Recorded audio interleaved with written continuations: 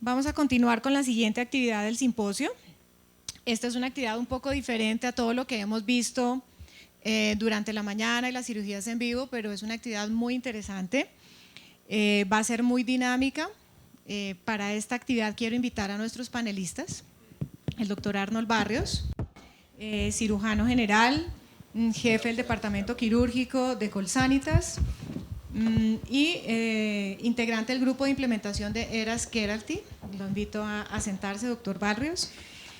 El doctor Juan David Martínez, que lo invito a que pase aquí adelante también, es cirujano general, laparoscopista avanzado y es el líder técnico de quirófanos de salud Sura, docente del programa de cirugía laparoscópica avanzada de la Universidad CES de Medellín, miembro de la Asociación Colombiana de Cirugía, de la Sociedad Hispanoamericana de Hernia, del Grupo Iberoamericano de Hernias. El doctor Mauricio Zuluaga, lo invito también para que siga, cirujano general. El doctor Zuluaga es jefe de sección de cirugía general del Hospital Universitario del Valle y coordinador de la unidad de pared abdominal y de cirugía bariátrica de la Universidad del Valle. Y el doctor Juan Carlos Valencia Salazar, ¿dónde está? Cirujano de cirugía mínimamente invasiva y de pared abdominal de la clínica DESA y clínica Farallones de Cali, docente también de cirugía en pregrado de la Universidad Javeriana de Cali y de la Universidad Libre de Cali. En esta sección vamos a hablar de la hernia inguinal, que aunque el programa dice gigante, quiero que especifiquemos que vamos a hablar de la hernia inguinal grande, no vamos a hablar de pérdida de domicilio, de las técnicas pues en estos casos extremos, sino más bien algo que nos sirva más a todos, porque esas digamos que son la minoría de las hernias.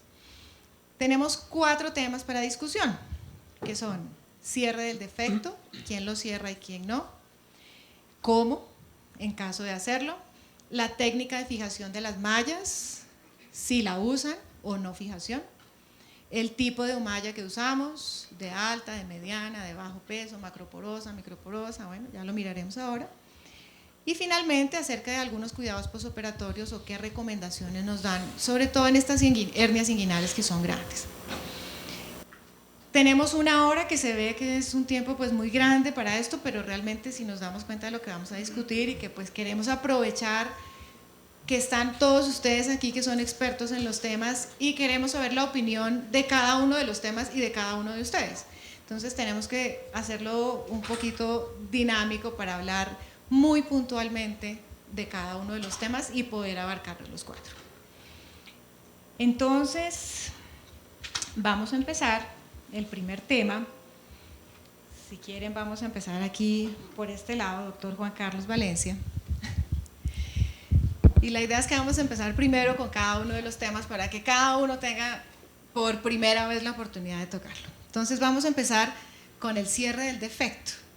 Entonces, doctor Valencia, ¿cierra el defecto? ¿No lo cierra? Si lo cierra, ¿cómo lo cierra? Bueno, buenas tardes, muchas gracias por la invitación. Este es un escenario magnífico, sobre todo lo que siempre decimos en pared abdominal, un escenario de amigos. En cuanto a este tema que es pero muy polémico, no hay de hecho mucha evidencia acerca del tema, hasta un estudio clínico controlado que salió en febrero de los chinos, donde se hace un estudio sobre si cerrar o no cerrar el defecto directo exclusivamente para prevenir seroma, y el resultado es a favor de cerrarlo. Pero de hecho desde mucho tiempo atrás con las personas que trabajamos hemos venido pregonando que los defectos deberíamos cerrarlos. Somos defensores, ese es otro tema, pero de no fijar la malla, pero como no fijamos la malla, nos queda como muy difícil en la conciencia no fijar la malla y tampoco cerrar el defecto, ¿no? Cuando tenemos defectos para nosotros mayores de 2 centímetros, y algo interesante es que lo hacemos tanto en defectos directos como indirectos, que si el directo es polémico, el indirecto lo es muchísimo más, pero creemos que colocar una malla, son conceptos que se van sumando, uno dice malla de baja densidad, no fijación, y no cerrarlo como que no quedaría uno completamente tranquilo. Entonces, en mi caso, cierro los defectos directos e indirectos cuando son mayores de 2 centímetros.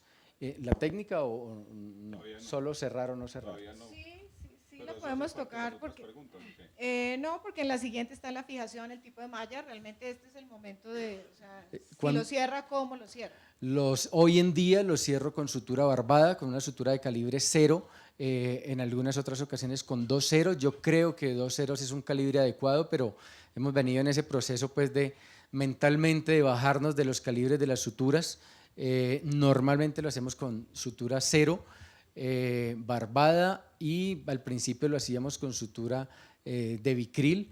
Preferimos una aguja grande, una aguja que nos permita como un mejor control de ella en este espacio que es un poquito confinado. Al principio los norteamericanos tal vez decían que no se podía, y los que empezaron a defender esto fue porque empezaron a utilizar robot, que obviamente el robot da una imagen muy diferente de este sitio tridimensional que lo hace mucho más fácil. Nosotros creemos que sin robot podemos hacerlo y que podemos hacerlo bien. El defecto directo lo cerramos casi por completo, y el defecto indirecto obviamente simplemente disminuimos su tamaño para no ir a causar pues una estrechez de los elementos del cordón. 2 preguntas para eso, permiso, me meto. Es ¿dónde coloca los trócares o utiliza los trócares de forma tradicional para cerrar esos defectos? Y si los hace igual por TEP o por TAP. Igual, el concepto para el cierre del defecto o no es el mismo, utilices la técnica que haga. Yo creo que nunca hago TEP, trato de hacer siempre ETEP.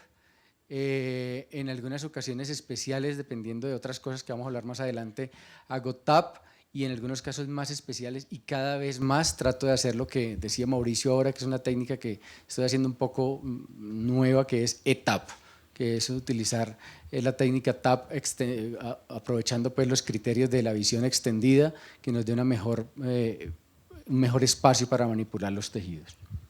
Doctor Barrios, cuéntenos qué Gracias. hace en esta situación de los defectos grandes. Gracias, Adriana, y felicitaciones a todo el grupo organizador. No hay nada más peligroso que un cirujano tratando de definir grande. Usualmente, cuando los cirujanos nos enfrentamos a cualquier tipo de defecto, el grande puede ser bastante impreciso. Y aquí es donde caemos en la dificultad de poder clasificar bien, y poder definir en quién utilizamos un procedimiento adicional que nos permita tratar de cubrir ciertas cosas que puedan hacer que la hernia se reproduzca o que tengamos complicaciones. Grande, casi nunca hago una fijación del saco. Es algo inusual, lo he hecho únicamente en 3 oportunidades, en 3 pacientes con hernias inguinoescrotales, con hernias encarceladas, con defectos que podían tener más de 5 centímetros. Esos son los únicos casos en los cuales he fijado. Considero que estaría violando los principios en las hernias que no son grandes y que podrían dedicarse a un punto intermedio dudoso entre si son de un tamaño generoso o no, a violar el principio de no tensión, y eso es lo que creo que debemos evitar y que es la utilidad de la cirugía laparoscópica. Ese es como el complemento de esta pregunta, ¿no? Al cerrar el defecto, ¿se fija el saco o no se fija el saco? Si nosotros vamos a cerrar el defecto es porque vamos a fijar el saco y porque estamos pensando que el seroma es casi un resultado inevitable. Realmente la fijación del saco lo que busca es disminuir este seroma. De manera personal, lo que he encontrado en las revisiones es que una de las casuísticas más grandes que encontré, que son 50 pacientes con fijación de saco, tuvieron una producción de seroma en más de 25 pacientes. O sea, realmente sí se beneficia la fijación, realmente estamos seleccionando bien los pacientes. Si lo fijamos, sí estamos evitando las cosas, estamos evitando la presencia de seroma, creo que no. Entonces, soy muy escéptico con la fijación y ocasionalmente, solamente en hernias que realmente califico como grandes, trato de hacer el cierre de la pared. Gracias, doctor Barrios. Una réplica. ¿puedo hacer para el doctor Barrios? Muy corta. Yo quería, doctor Barrios, Arnold, si el concepto de cerrar el defecto y fijar el saco lo defines como lo mismo, porque para mí es distinto. Para mí uno puede fijar el saco y puede fijarlo en diferentes sitios, puede fijarlo en el mismo anillo cuando lo cierra o puede fijarlo al ligamento de Cooper, por ejemplo, y en ese caso no cerraría el defecto. Estoy de acuerdo. Son conceptos diferentes y cuando hago fijación del saco, la hago a lateral y retromuscular, nada más. Sí, en hernias muy pequeñas, pero realmente pues no hay. Doctor Juan David Martínez, cuéntenos Para mí su opinión. hay varios aspectos importantes a definir antes de uno decir sí o no. Primero, ¿estoy manejando una hernia ventral o estoy manejando una hernia inguinal? Creo que son dos patologías totalmente distintas. Inguinal, estamos en inguinal. Pero para el cierre del defecto. Segundo, desde que empiezan a salir los trabajos en el 91 en TAB, en el 93 en TEP, siempre se ha replicado y siempre se ha predicado que es una técnica libre de tensión. Si yo cierro el defecto, creo que estoy perdiendo esa gran ventaja que me da para la parte del dolor con todo esto. Tercero, definir defectos grandes. Creo que cada vez tenemos más cerca una definición concreta y adecuada, que es a lo que todos nos tenemos que meter y a lo que tenemos que llegar, y creo que las guías europeas y la clasificación europea de hernias nos ha dado un parámetro importante para decir qué es grande y qué no, y obviamente las hernias L3, que son las que ellos definen como mayores, es las que podría uno definir como grande. ¿Yo lo hago? No lo hago, no lo cierro. Considero que la hernia inguinal se debe manejar distinto, con distinto concepto a la hernia ventral, y si tengo dudas de pronto una recidiva o alguna cosa, cambio mejor la densidad de mi malla y fijo la malla.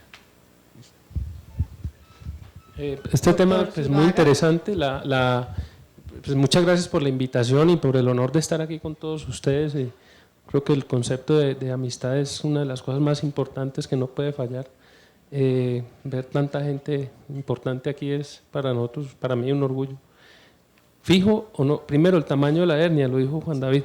Creo que la clasificación que nos redujo las cerca de 17, 18 clasificaciones de hernia con respecto al tamaño de la hernia fue, y es la que más sencilla se volvió, fue la europea, el que homologaron el doctor Muisons en 2007, y creo que esa es la clasificación ahorita para manejar todo. Y ellos nos dicen que cualquier defecto mayor de 3 centímetros es un defecto grande. Creo que en eso creo que ya hay un consenso con respecto a esto. Pues no metamos gigante porque definitivamente nos salimos del tema. Y lo otro es cierro o no cierro los defectos. Cualquier defecto de 3 centímetros, sea directo o indirecto, yo lo estoy cerrando. Creo que hay cosas… Sí, lo estoy cerrando. Creo que hay cosas que han facilitado la cirugía de hernias a nivel de todo lo que tiene que ver con insumos y cosas que son, primero la aparición de las suturas barbadas, creo que fueron una cosa que le cambió la historia a la pared abdominal. La otra, las mallas tridimensionales ahorita, estas mallas vimos que se acomodan solitas también, entonces la parte de la curva para mucha gente, hasta para enseñar, es muy interesante. Cierro los defectos, sí, el directo lo cierro siempre que es mayor de 3 centímetros y el indirecto siempre que veo el nervio, si veo el nervio lo cierro parcialmente. Eso es lo que estoy haciendo ahora y estoy dejándolo afrontado. Este es un tema de bastante discusión, ¿sí? Doctor Zuluaga, o sea, teniendo en cuenta lo que expusieron los dos anteriores panelistas en cuanto a la tensión, o sea, realmente cerrar el defecto no va a incidir en la reproducción de la hernia probablemente, pues todas las técnicas antiguas con tensión pues tenían unos índices de reproducción muy altos. Entonces, realmente la razón para cerrar ese defecto, ¿cuál sería? O sea, sí, la sutura es más fácil de usar, pero ¿justifica sí o no? ¿Y cuál sería la justificación? En defectos grandes, que Sí, estamos hablando, grandes. en ese tipo de defectos, yo quedo tranquilo con lo que hemos discutido tanto del bulto, del bulging, de todo esto a nivel de esa zona inguinal. Sí, para eso. La otra cosa, la densidad de la malla, lo habló Juan David. Ese defecto cambia con la densidad de la malla, de pasar una ultraliviana a una mediana a un alto peso, y eso te va a evitar el bulging, te va a evitar todas las cosas. Con respecto a la parte de la fijación, de todas maneras estoy dejando un espacio virtual y en el cierre del defecto lo que hago es esa fascia transversalis fijarla al cierre del defecto, eso es lo que hago también. Entonces me queda obliterado completamente un espacio, ¿sí? Con lo que me ha ido, creo que he tenido un par de seromas que he manejado y los he manejado en el consultorio haciéndoles drenaje y de resto pues no he tenido como mayor lío con eso. La parte de dolor no he tenido mayor diferencia entre, no, creo que la diferencia ha estado entre la parte de la fijación invasiva y no invasiva con respecto a lo que yo he visto, que lo vamos a ver ahorita. Exactamente. El doctor Barrios que hace una réplica. Una réplica. Sí, uno de los objetivos del abordaje laparoscópico es la disminución del dolor, de buscar un postquirúrgico mucho más confortable y un paciente mucho más satisfecho.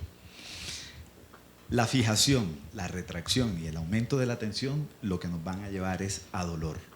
Por eso la importancia de tratar de buscar no fijación o fijación no invasiva y evitar el cierre de la pared, que es lo que nos genera extensión.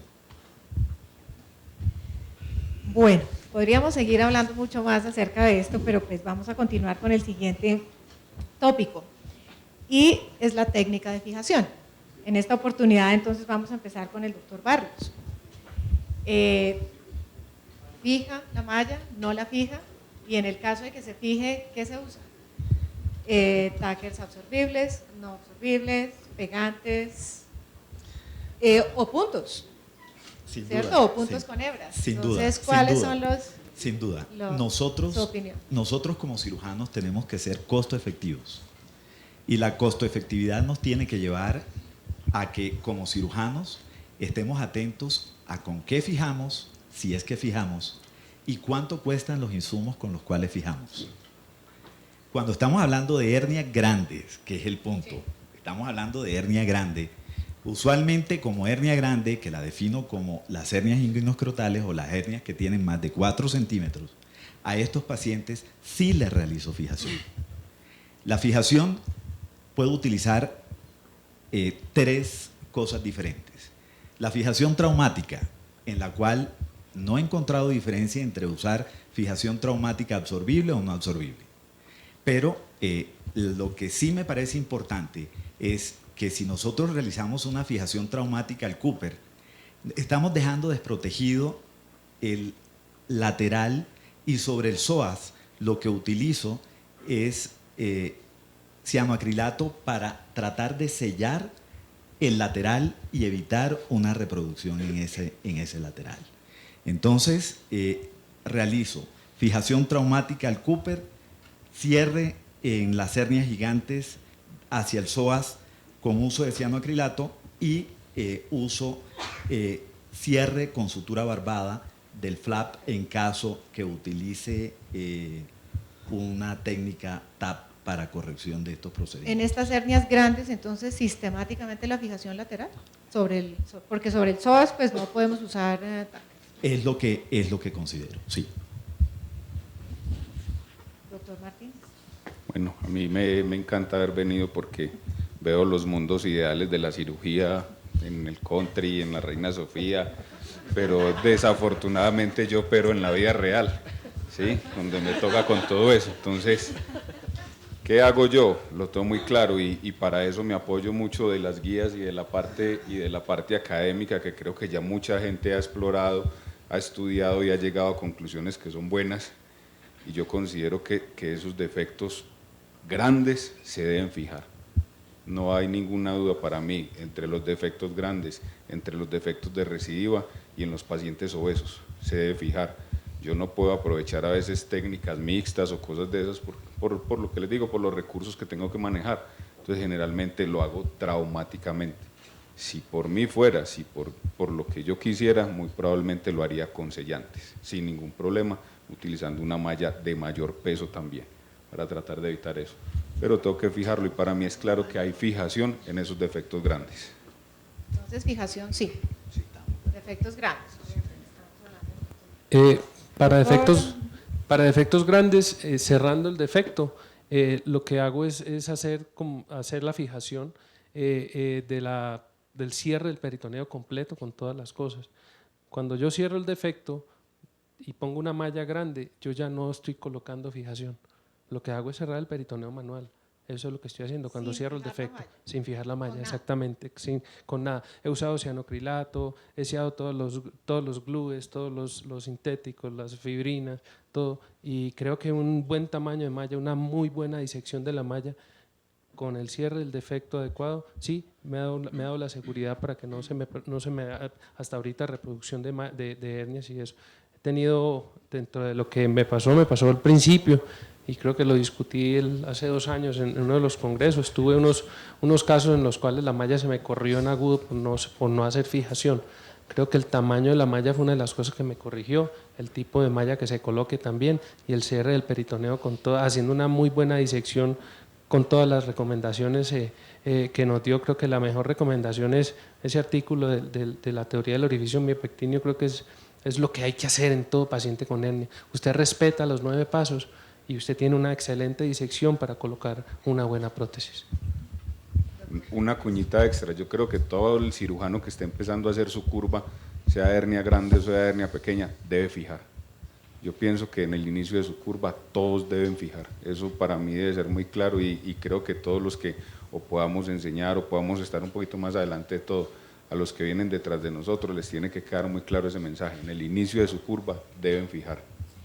Sin embargo, la fijación tampoco le debe dar a uno la falsa tranquilidad de que no se le va a reproducir si no tiene una adecuada disección y utiliza una La técnica es adecuada. Es totalmente O sea, de acuerdo. no puede uno pensar que por la fijación entonces de pronto no va a ocurrir eso.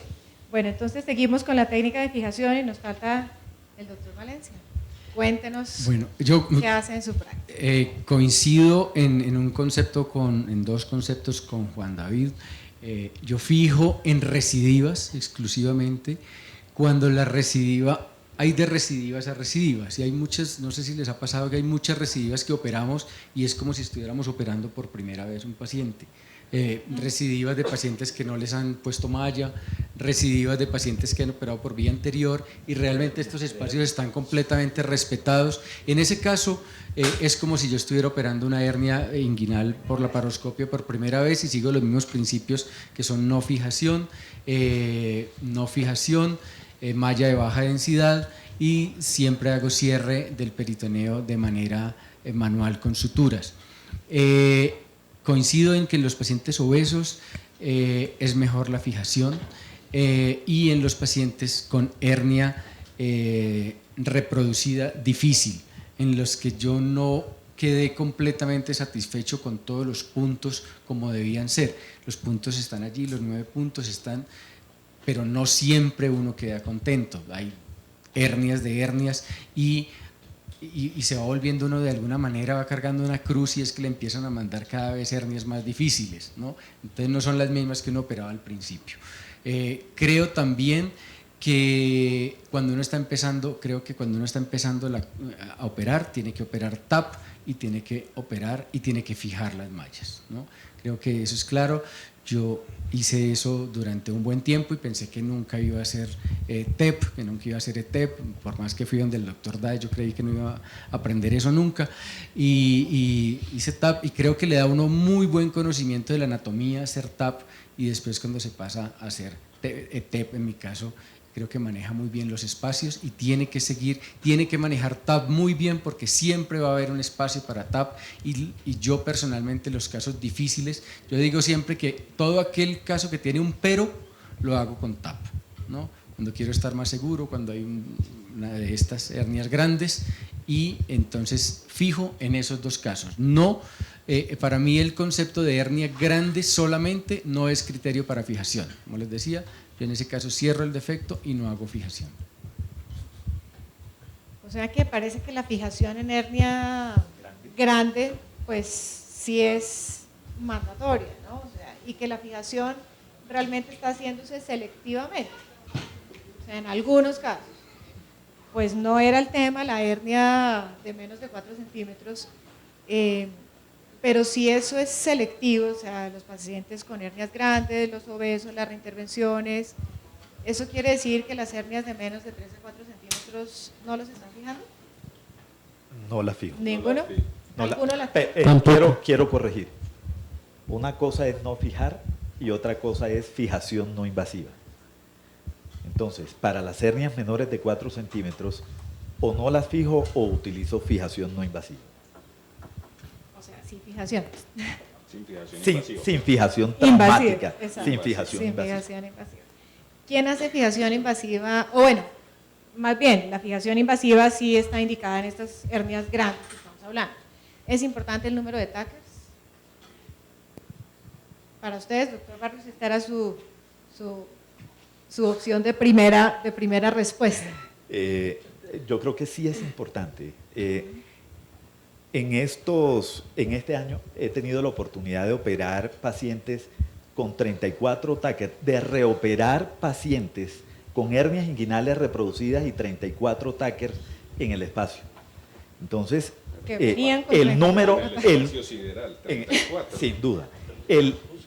Y eso lo que me queda claro a mí es que por poner 34 fijadores No le garantiza al cirujano, Que no se le va a reproducir. pero sí lleva al La paciente, fijación no le va a garantizar una recidiva. pero sí le garantiza un Dolor. dolor crónico postoperatorio. Sí le garantizo Entonces, dolor. el paciente debe tener la seguridad que la malla, el desplazamiento, uno puede evitar y buscar que sea el menor posible, pero con la fijación que es necesaria y es una fijación mínima. Usualmente estoy utilizando 2, 3 TACers y eso es suficiente. Y claramente demostrado, como lo había dicho el doctor Arnold ahorita, no hay diferencia de dolor entre fijación con fijadores absorbibles y con fijadores no absorbibles. Es la cantidad lo que le hace a uno la Número de diferencia en TACers. dolor. ¿Sí? Doctor Zuluaga, número de TACers. Sí, de acuerdo, entre menos ponga mejor, por eso trato de no hacerlo. Yo también estoy completamente de acuerdo con ellos, por eso trato también de no cerrar nunca el flap peritoneal con TACers, ¿no? De nada, me parece, en mi opinión personal, me parece que no tiene mucho sentido decir no voy a poner sino 2 taquercitos para fijar la malla y voy a poner muchos TACers para cerrar el peritoneo. La variabilidad en la anatomía de los nervios es lo que debe hacernos evitar así utilizar TACers en el cierre del peritoneo. Nosotros debemos buscar con calma, con paciencia, las habilidades laparoscópicas para poder hacer un cierre de un flap peritoneal y hoy tenemos la posibilidad. Bueno, entonces vamos a pasar al siguiente tema y es el tipo de malla. Este tema lo vamos a empezar con el doctor Juan David Martínez.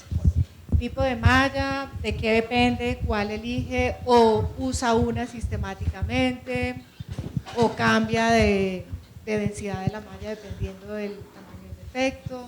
¿Cómo escoge la malla con la que va a reparar? Para mí ha sido una historia muy bonita la escogencia de la malla desde que he estado tratándome de meter en este mundo de la hernia inguinal. Cuando estaba empezando y cuando estaba haciendo mis primeros procedimientos, la malla ultraliviana era la panacea. Y eso era el final de todos nuestros problemas y el final de todos los problemas de los pacientes, y no había más. Después el péndulo empezó a demostrarnos que no todos los pacientes eran para mallas ultralivianas, entonces uno decía, ¿será que a este sí, será que a este no? Y el péndulo se siguió corriendo y casi que nos devolvió a la época cuando éramos residentes y no utilizábamos sino mallas de alto peso para todo lo que pudiéramos tener. Y la literatura nos ha venido demostrando de que no hay una preferencia para la malla, pero que sí hay una posibilidad relacionada con la cantidad de recidivas y es el peso de la malla, que una malla de mediano peso o de alto peso tiene menos probabilidades, obviamente con una técnica en el paciente adecuado, con todas las cosas, de que tenga una recidiva. Para mí es claro, yo entré una malla de mediano peso, macroporosa, con unas condiciones físicas adecuadas en este momento, y una malla de alto peso para cirugía laparoscópica, y más en cirugía grande, prefiero las mallas de hernia grande, prefiero las mallas de alto peso, sin ninguna duda, sin ningún complejo y sin devolverme a lo que hace 10 años decía uno, uy no, ¿cómo vamos a poner una malla de estas? ¿Cierto? Entonces, Sí, por la elasticidad de la malla. Entonces, esto lo único que nos ha demostrado es que es un péndulo, que hace 10 años dijimos una cosa, hoy estamos diciendo otra, yo no sé en 10 años qué vamos a decir, pero en este momento mi péndulo para las hernias grandes van mallas de mediano o alto peso, sin ¿Y en ninguna las que no duda. son grandes? Mediano peso o alto peso también, sin ninguna duda. ¿Y el bajo o el ultraliviano? ya es muy poquito lo que lo utilizamos. Yo lo prefiero en Para el cirugías repo. abiertas. Anterior. Para el Anterior, para técnica anterior. Para el re- La técnica anterior, la cirugía abierta, Eso, es la malla para eso es lo que de lo baja estoy densidad. utilizando. Pero en la paroscopia que estamos hablando. Ah, sí, en la paroscopia ya muy poco. Ok. Doctor Zuluaga. A mí me encanta pues lo del cuento, y yo digo que es los ires y venires de la medicina basada en la evidencia, ¿sí? Hace 5 años hablábamos de algo y lo que no estaba de moda hace 5 años, ahorita se está volviendo de moda, y es así, es igual con muchísimas de las cosas. Lo que no está escrito se va construyendo la medicina basada en la evidencia, y eso lo vemos. Yo también utilizo mallas de mediana, sí, muy pocas de alta densidad. Pues en mi hospital me toca usar lo que haya, sí, lo que haya, digo, es de que la marca que sea o el proveedor que haya, pues ese tipo de malla la utilizamos, tratando siempre pues de la seguridad del paciente, y que sean siempre con las características que son de mediana o alta densidad. Mallas ideales creo que no hay, pero para trabajar a mí, por ejemplo, estas mallas ahorita, las que son tridimensionales, que creo que ya van a empezar a hacer difusión con muchas de las otras casas, creo que es una malla que es muy confortable para trabajar con ella, se adapta muy bien al espacio, y pues en las hernias grandes, sí, mediana o alta densidad es lo que pongo yo después de hacer todo lo que hemos hablado. Baja, ultraliviana. Baja neutraliviana no estoy usando para inguinal. Bueno, y por último, doctor Valencia, cuéntenos Bueno. del tipo de malla. Yo casi que en toda cirugía laparoscópica o abierta, casi en todas utilizo mallas de baja densidad. No utilizo mallas de ultra baja ni mallas pesadas, creo que ninguna, pero entre baja y media densidad es en lo que casi siempre me muevo, casi siempre baja, porque yo creo que uno de los grandes avances que ha tenido la pared abdominal, y por eso estamos aquí hoy en día, es el conocimiento de la fisiología de todo lo que sucede en la pared. Y hoy en día yo soy un absoluto convencido de para qué son las suturas y para qué son las mallas. Entonces eso lo lleva a uno a que en sutura no use suturas no absorbibles, porque uno sabe que no es la sutura la que va a mantener los tejidos juntos toda la vida, y que la malla, la importancia que yo le veo hoy en día de acuerdo a los estudios es el tamaño del poro, que permita ser una matriz generadora de tejido, que la malla sea una matriz que lleve a la creación de una nueva pared, una nueva barrera muy fuerte en este sitio, porque si fuera por densidad, pues utilizaríamos alta densidad en todo. Si nosotros creyéramos que la barrera es la malla, pues si pudiéramos meter algo metálico lo meteríamos, ¿cierto? Pero la malla tiene que ser una matriz generadora de tejido que ayude a que los tejidos crean una nueva pared. Por eso creo que en un futuro las mallas también tienen que ser absorbibles a largo tiempo. Cuando toda esta reacción se haya generado y eso, la malla debería desaparecer, como lo estamos haciendo con las suturas absorbibles de largo plazo hoy en día. Entonces, en resumen, siempre utilizo mallas que son de baja densidad, y algunas veces, por ejemplo, estas preformadas tridimensionales que son media densidad, entre media y baja densidad. Pero, Bueno, ya veníamos convencidos de la alta densidad y ahora, en hernia, ahora la baja. una pregunta. Estamos hablando De hernia grande. ¿utilizarías una baja densidad en una hernia grande? Sí, en todas las hernias. Entonces, Bueno, eso tiene el fundamento que… Con el cierre del exacto, es consecuente y es lógico. Perdón, Adriana. Sí, por eso él nos habló, no cierre malla de baja densidad. Asumo mi derecho en Sí, este a tema. la réplica. No en la réplica, porque no di mi opinión en mallas. Y creo que me acabas de hacer acordar que tengo que cobrarle una apuesta a un gran amigo con el que discutíamos hace 10 años de si debíamos utilizar baja densidad o mediana densidad o alta densidad. Soy un convencido de defecto grande, coherente con que no cierre el defecto, en que la malla de alta densidad es la elección. Creo que la mayoría de los estudios que salieron hace mucho tiempo iban muy sesgados por la industria. Creo que el péndulo es un péndulo dirigido por una presión comercial, y la malla de alta densidad, que es la malla más económica, ha demostrado ser útil. Nosotros tenemos un sesgo, y un sesgo muy peligroso, y es que no conocemos nuestros desenlaces. Si nosotros estamos usando alta densidad, media densidad, baja densidad, a los 3 meses, ¿cómo están nuestros pacientes? ¿Es que acaso nosotros podemos decir que a los 3 meses utilizando baja densidad o alta densidad a los pacientes les está yendo bien o les está yendo mal? Me gustaría que en esta audiencia nosotros pudiéramos conocer cuántos de nosotros tenemos seguimientos a largo plazo. Entonces, eso es lo que realmente nos daría la respuesta aparte de esta discusión. En mi opinión personal, yo utilizo en hernia grande, alta densidad o mediana densidad.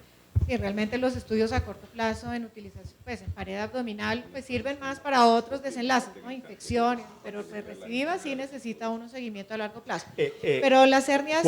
Juan me pide que haga claridad en que, por supuesto que esto estamos hablando técnica laparoscópica, la técnica inguinal abierta, que es absolutamente vigente y es útil, la tenemos que aprender, la tenemos que conocer.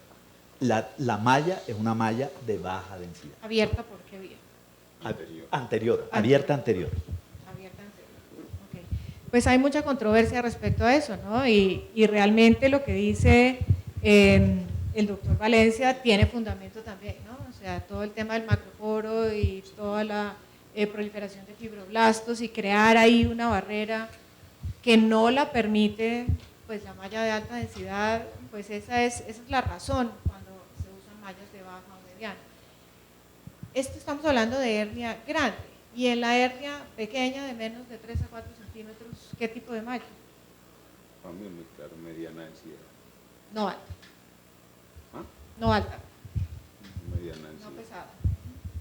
Mediana o baja densidad para la pequeña. No es necesario. Yo creo que si nosotros utilizamos la malla de alta densidad, ¿tendría alguna diferencia si lo utilizamos en el caso menos complejo? No.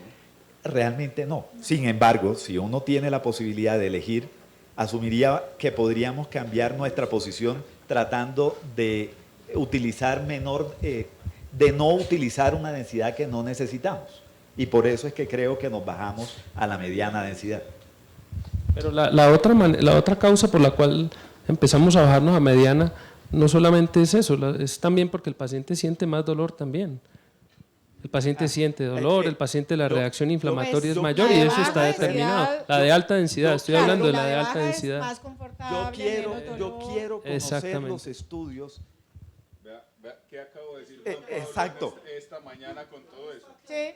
¿Qué acabo de decir con todo eso? Exacto, ahí están. Y los estudios deben ir dirigidos a los estudios de evaluación de PROMS a largo plazo. Sí. No los Y de estudios calidad de vida. de lo que el médico en su control al día 7 está haciendo. Totalmente. La evaluación de PROMS es lo que se tiene que volver vigente. No es tan importante lo que nosotros creemos que es lo que al paciente le interesa. Es lo que al paciente le interesa lo que realmente es importante. Sí. Entonces, esta mañana el doctor Juan lo presentó. Ahí están los estudios y yo creo que se nos viene muy fuerte a futuro. Y ahí es donde vamos a trabajar. Bueno, como tenemos que continuar desafortunadamente porque tenemos aquí tema para seguir en discusión, vamos a tomar ya el último de los temas de este Crossfire y vamos a empezar con el doctor Mauricio Zuluaga. Y es que estamos hablando de la técnica de la cirugía, el cierre del defecto, la malla, la fijación, pero como que no hablamos mucho de los cuidados posoperatorios, o sea, ¿qué le vamos a recomendar al paciente? ¿Usamos bragueros? ¿No usamos? ¿Qué analgésicos? ¿Qué le recomendamos? Y también nos gustaría saber un poco la opinión de cada uno acerca de estos cuidados posoperatorios que el paciente debe tener en la cirugía de la hernia inguinal, o simplemente es el analgésico que venga a control y ya, o si hay algunas cosas importantes que tenemos que indicarle al paciente. Entonces este punto es para saber eso, qué hace cada uno para el cuidado postoperatorio de estos pacientes. Pues los pacientes que yo llevo a cirugía por herniorrafia inguinal, 90% de ellos les doy salida, solo si tienen algún tipo de contraindicación, sobre todo de enfermedades sistémicas, los dejo 24 horas de acuerdo al requerimiento, y todos mis pacientes se van con analgesia, una orden de… es como la parte del confort del paciente. Los analgésicos son no opioides, son antiinflamatorios, los cuales los doy por 72 horas hasta 5 días máximo. Colocación de hielo en la zona inguinal, ¿sí? Con ellos la sensación de confort con respecto a sentir la zona fría en esa zona mejora muchísimo con respecto al interrogatorio que les hago, por eso es una de las decisiones que tomé. Y la otra es la parte de la utilización de suspensorios sí, La compresión. La compresión, Como estamos hablando de exactamente. efectos grandes, la compresión. Exactamente, esa es otra de las el cosas. defecto, evitas el seroma, haces todas esas cosas, ¿por qué suspensorio? Es lo mismo por lo cual le pongo una faja a un paciente que tengo de hernia ventral. Sí, las fajas me evitan, las fajas me evitan la recurrencia, no me las evitan. Las fajas me le hacen dar confort al paciente. Sí, y lo mismo hago con ese tipo de recomendaciones con el paciente. A todos los pacientes trato de verlos la primera semana confort, exactamente. Eso va a evitar que haga el seroma, que se aumente, o que haga el hidrocele, o que haga la complicación. No, eso no lo va a evitar. Es para la parte del confort del paciente, hablando con respecto a lo que estamos hablando, pues de mirar mucho la parte del paciente, exactamente. ¿Sí? Doctor Valencia. Yo a este tipo de pacientes con hernia inguinal grande, que no son muchos, pues digo, una parte que hago con todos los pacientes es que les entrego al final de la cirugía una lista escrita de los cuidados. Dentro de eso va el uso de un analgésico y un antiinflamatorio, acetaminofén por 5 días y ibuprofeno, naproxeno por 5 a 7 días, normalmente 7, yo creo que es mucho, pero no me he podido bajar de 7 días. El uso de hielo los 2 primeros días exclusivamente, el uso de ropa interior ajustada. Siempre les digo que se compren pues unos boxers de esos que venden en los carritos en la calle de 3.000 y que son solo para 2 semanas mientras lo volvemos a ver, pero creo que el tener el escroto ajustado en estos casos de hernia grande siempre va a evitar, creo yo que puede evitar un poco más, es puro empirismo neto, el seroma y el hematoma. Lo otro es el lavado diario de la herida con agua y jabón siempre, desde el primer día posoperatorio. Actividad normal, les pido por favor que no estén quietos, que si necesitan subir la escalera, suban la escalera, que no hay problema, se los escribo en las recomendaciones. Puede subir escaleras porque es una de las preguntas del 80% de los pacientes. Y en determinados casos, no en todos, usualmente les hago seguimiento por mi WhatsApp personal. Es algo que hago hace mucho tiempo con pacientes, muy criticado en muchos sitios, y eso lo propuse para presentarlo en el congreso del año pasado y es el único trabajo que me han rechazado desde que he mandado alguno, pero tengo una amplia experiencia con el seguimiento por WhatsApp de los pacientes. Entonces, esas son como las recomendaciones que hago posquirúrgicas. Básicamente es eso, y se los hago por escrito, que es como lo que… Doctor Barrios, cuéntenos allá en la Reina Sofía, ¿cuáles son las indicaciones posoperatorias? Mis pacientes son del post como el 90%. Ojo que a eso mi respuesta es, no por ser del post, debo evitar el seguimiento adecuado de mis pacientes y saber a futuro cómo nos va. No, yo lo digo por el braguero. El braguero de 3.000. Sí, también les doy recomendación que se compren un interior de una talla menor. Pero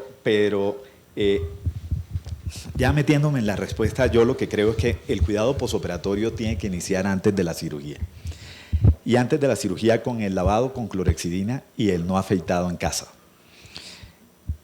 Si buscamos técnicas de no fijación, esto nos tiene que ayudar muchísimo a el dolor posoperatorio, y un paciente que necesite una analgesia prolongada mayor es un paciente que debe tener alguna complicación.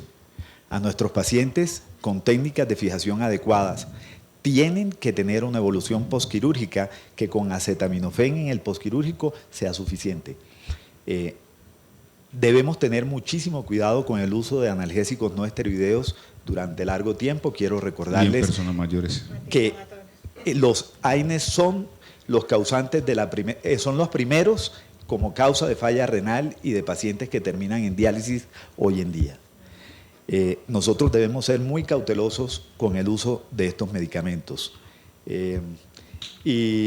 Deambulación temprana, no meterse el paciente en cama, para buscar disminuir la posibilidad de trombosis venosa posoperatoria. ¿Medidas locales? Medidas locales del hielo únicamente, destapar la herida de manera temprana y la recomendación adicional es que para el seguimiento, hacemos un seguimiento, en mi caso, a los 7 días, a los 2 meses y a los 3 meses de operado el paciente. ¿Y compresión? No. No, compresión. Ok. Doctor Martínez, cuéntenos. Yo creo que es muy resumido. Cuando uno busca operar un paciente con una técnica laparoscopia para una hernia inguinal, obviamente es porque va a tener un paciente mayor confort y más rápida su recuperación, que eso lo sabemos todos. Lo que pasa es que muchas veces opera uno el tipo de pacientes que es un trabajador de carga pesada, que tiene actividad física, que tiene todas esas cosas y uno tiene que tener un poquito de cuidado con él, porque tampoco quiere uno recidivas en ese tipo de pacientes, ¿sí? Para mí es muy claro todo lo que han dicho, un analgésico con un antiinflamatorio no esteroideo de 72 horas a máximo 5 días. Las medidas locales, el hielo las primeras 72 horas y también si los ajusto con medidas locales de calor después de las 72 horas suspendo el hielo, les ayudo. Muchas veces en las hernias grandes, como hay manipulación de tejidos y puede haber cosas, los pacientes pueden hacer edemas escrotales importantes que les causan molestias y en ocasiones dolor. Es muy importante decirle a la familia y al paciente antes de la cirugía que ese puede pasar y no tiene por qué asustarse por eso, y que eso va a ser generalmente con el tiempo y las medidas locales. Obviamente la deambulación temprana y las actividades físicas normales como caminar, subir escalas, bajar escalas, evitar el mayor tiempo posible estar acostado, es muy importante para ellos. Y desde el preoperatorio, como dice el doctor Arnold, es muy importante concientizarlos de que van a quedar bien, porque muchos, y lo digo por experiencia propia, vienen con ganancia secundaria de querer incapacidades a largo plazo, de buscar sacar alguna otra cosa, de todo, pero en general son unos cuidados fáciles de llevar, fáciles de entender y que el paciente se recupera fácilmente. No les pongo suspensorio, pero sí el boxer apretado también se lo recomiendo. ¿También?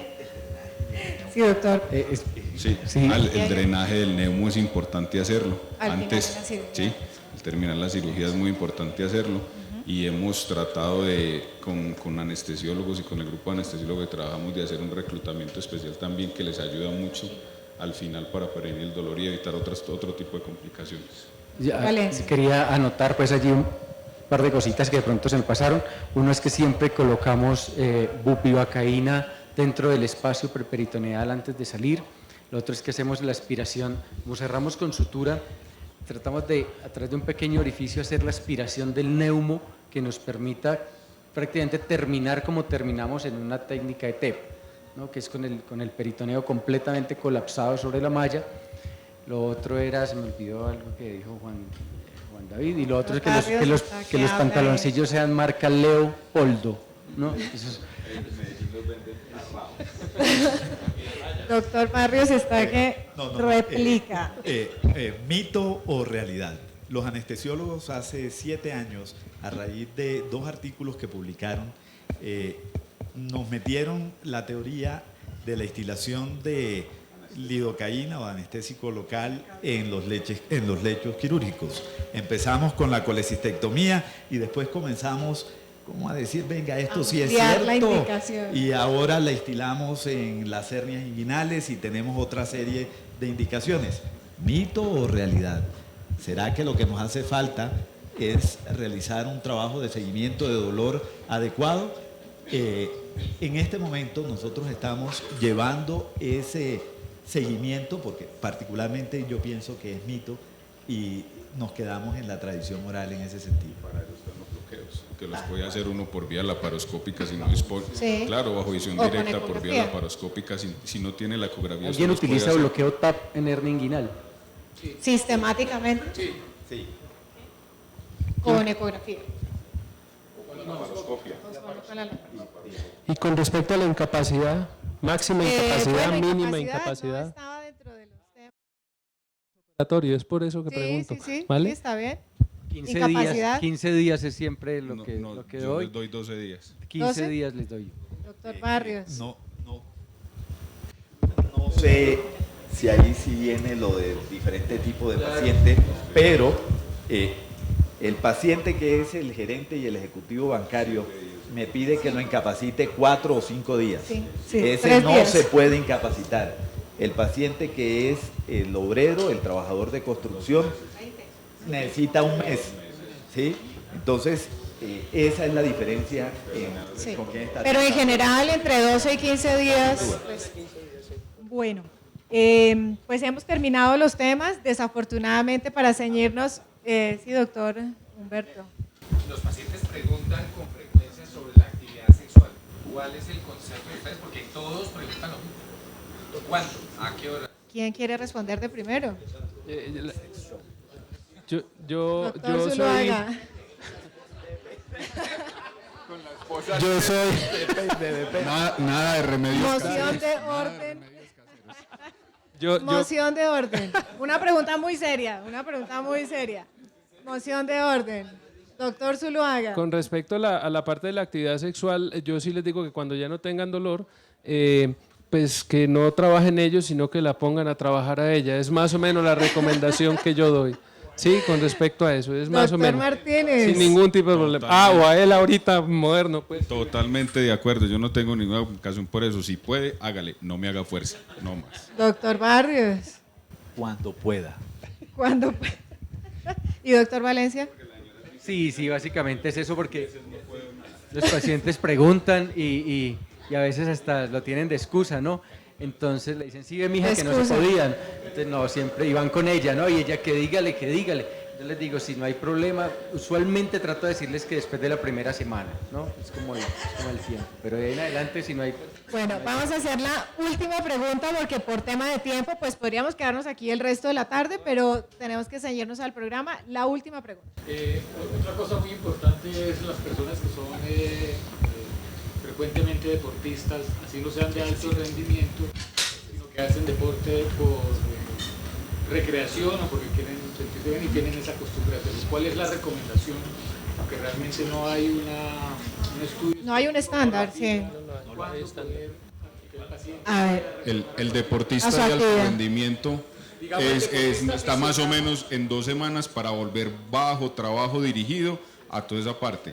La persona que generalmente uno opera, que es un deportista de gimnasio, de hago tal cosa, mi recomendación generalmente es el primer mes sin esa actividad física. Yo la tercera semana lo dejo hacer banda, lo dejo caminar o un trote suave sin Cardiovascular. problema, para que vuelva a hacer cardio, pero la parte abdomen, eso.